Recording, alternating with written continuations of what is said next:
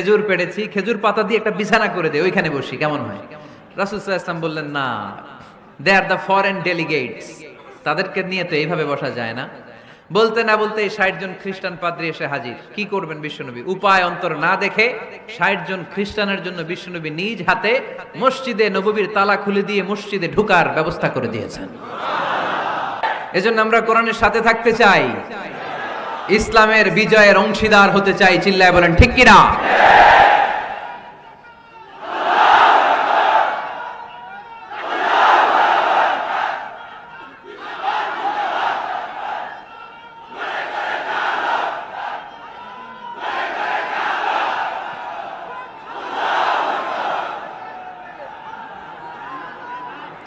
ইসলাম ধর্মের